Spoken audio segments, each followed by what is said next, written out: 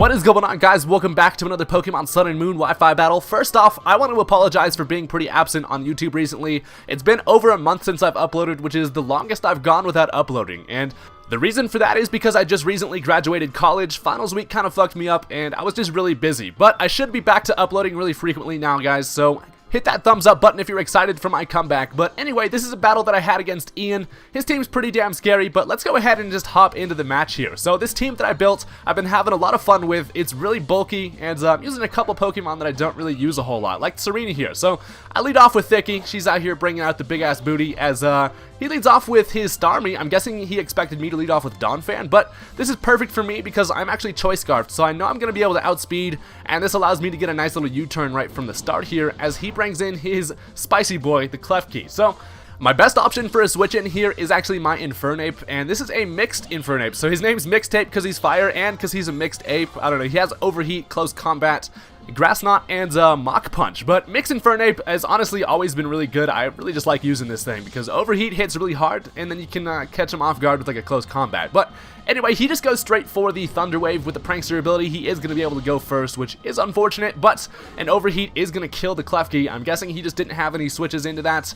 But either way, I'm pretty stoked to see that Klefki gone because that could be really annoying. You can come out here and Thunder Wave like everything. I did pay the price because Infernape's not going to be as useful now, so that kind of sucks. But he's now going to bring right back out the Starmie, as I'm just going to go ahead and switch right into my Clefable. I am max HP, max special defense, calm nature, so I kind of wanted to scout out what type of Starmie this was, as he hits me right in the face with a Hydro Pump, and he is Life Orb with Hydro Pump, so that definitely shows me that he's an offensive Starmie rather than utility, which is what I'm running on my team. So I'm kind of afraid of this thing. It's fast as fuck and it hits real hard. So I'm just now going to go ahead and switch right into Serena, expecting another Hydro Pump. I know that I can take at least one of those, and then I should be able to outspeed, obviously, since I'm Choice Scarfed. So he is going to take a little bit of Life Orb damage there. He hits 2 Hydro Pumps in a row, so lucky day for this dude, as I'm just going to go for a U-turn. I figured that was my best play in case he wanted to switch out, and I actually kind of expected it to kill the Starmie anyway, but seeing as it did not kill, I'm expecting some type of Ice Beam to come my way, so I'm just going to switch into my Scizor here, who is bulky with max HP, so it's not going to be able to do a whole lot to me with the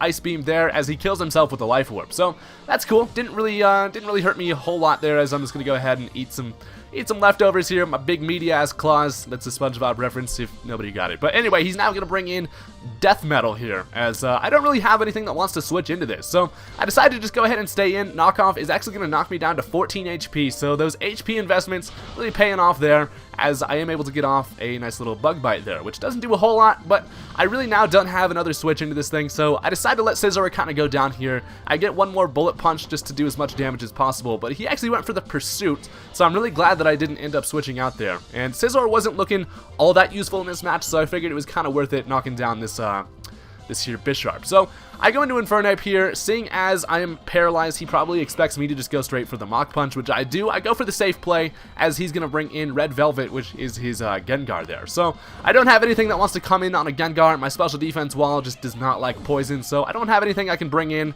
Plus Infernape was, you know, looking paralyzed, so I let that thing go down, as this allows me to bring right in Rollington, who does still have my sturdy intact, so I know I can take at least one attack from anything, and I'm just going to go for a knockoff here as he switches into Cradilly. So brings out the floppy thing with the 8 dicks on its head. I don't know how I'm going to really take care of this thing because it's kind of going to be annoying here. I have Serena with high jump kick. Donphan could Earthquake it, but I don't want to take a Giga Drain. So I figured this is a good opportunity for me to bring in my Clefable, seeing as this thing probably just only has Giga Drain for coverage. I do come in and take a Toxic, which is perfect. Not going to take any damage from that because I do have the Magic Guard ability, which is awesome. So at this point, I kind of expected him to want to switch into the Gengar to be able to get a good matchup against Clefable, so I'm just going to go straight for the Thunder Wave, trying to paralyze that thing, although he just stays in, and his Cradilly is now paralyzed, and he gets fully paralyzed the first turn there. So that's kind of fine. Honestly, being paralyzed really is going to help me against this thing because it is pretty damn annoying. And I'm out here, I'm at about half HP. I figure, you know, fuck it, I'm going to go ahead and eat some eggs here, just soft boil a couple eggs, you know, to eat some nice little breakfast. Most important meal of the fucking day. So I'm at full HP, and he's actually just going to stay in and go for another Giga Drain, which is honestly fine by me. I'm specially defensive as fuck, so it doesn't really do anything to me, as I'm just over here eating some leftovers. And it looks like this could be quite a stally match here, considering we both have reliable recovery, and we don't really have the power to hit each other very hard. So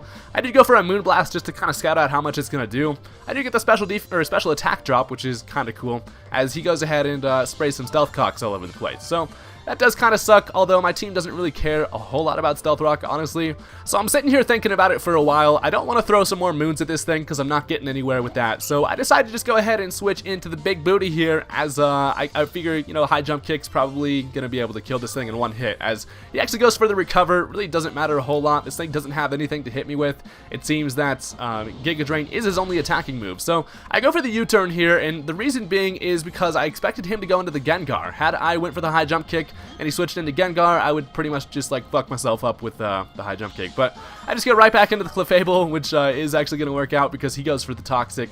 I really expected him to switch out there. Kind of wish I would have gone for the high jump kick, but make some nice use of those legs of Serena's. But anyway, I'm just going to go into Rollington here, expecting the switch into Gengar yet again. I go for the kind of risky prediction. Had he gone for the Giga Drain again, it would have been bad for me, but he does switch into the Gengar, so the double switch there works out in my favor, and I do have the matchup that I want here. So the Gengar doesn't have a whole lot to do to me. I have my Sturdy intact thanks to the leftovers, as I'm just going to go for, I believe I go for an Earthquake here, as he makes a nice play, and he's going to switch into his ugly-ass Shiny Green Dragon here, who is levitating and shit. So that is not good for me, and it looks like I do need to save Donphan in the back of my team. He has the Bisharp. It's looking like it's really useful against the Gengar, so I do want to try to preserve that thing, as he's going to go for an Earth Power. I bring in Chewed Gum, obviously especially defensive as Titties, as I said before, and that's not going to hurt me quite at all. So I decided to just go for the safe play here and just go for the Moonblast, as he's going to go right back into Floppy. So it's looking like, though, luckily for me, after this Moonblast, I'm just going to go ahead and stay in and hope I can get a couple lucky paralyses. It's only going to take me like 2 more Moonblasts to be able to finish this thing off. If he gets a recover off, that would kind of suck for me, but I just decided to play the odds here. So I throw the Moon at him again, just making that fucking Moon work for me, as he breaks through and he is able to go for a Giga Drain, which is unfortunate because it's going to actually put him right to the point where it's looking like another Moonblast might have the chance to kill, but it's probably going to be able to live it. So I'm just staying in here, nice and poisoned, not taking any damage from that because Clefable doesn't give a shit about status conditions. And I go for one more Moonblast, and he lives it with literally 1 HP, which kind of sucks, but he does get fully parried there, which is awesome because that's why the para kind of paid off for me. So I was glad I ended up getting the T-Wave off on this thing.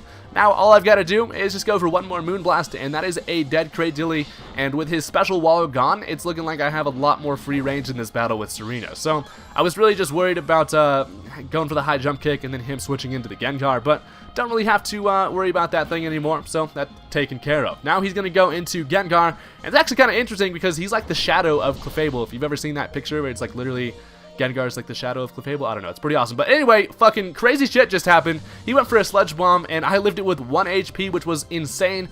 I was actually not expecting to live that, but I was able to with 1 HP, and that allows me to get a Thunder Wave off on the Gengar, which is going to make this thing very easy to take care of, as he actually gets fully parried here, and I kind of feel like a dick with all the Thunder Waves, but I was really just had to do what I had to do, I guess, you know. So I go for a Moonblast. Honestly, I really just wanted this thing to kill me at this point. Not whittling down the Gengar is nice, but honestly it doesn't really matter because I'm kind of just sitting here waiting to bring in my Starmie, who can just finish it off with a Psyshock, but gets fully parried again, which is really unfortunate. This man is just having some pretty bad luck with the para.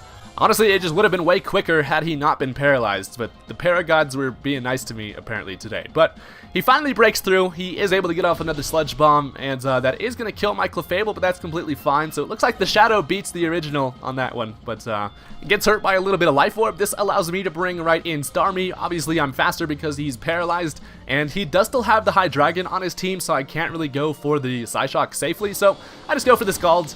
And that is going to take care of the Gengar, which was a pretty big threat, so good to see that thing gone, as the Cursed Body is going to disable Scald, which actually kind of sucks. My only 2 attacking moves on this thing are Scald and Psyshock. I also have Rapid Spin and Recover, but now he's going to bring in Death Metal, and here I have a couple options here. I decided to actually switch out, hoping he doesn't go for the Pursuit. I expect the Sucker Punch, which he does go for here, and this allows me to freely get in Rollington out here. So he goes for the Sucker Punch, obviously not going to work, and this allows me to basically basically just go for the, I think I go for the knockoff, expecting him to want to switch into the High Dragon.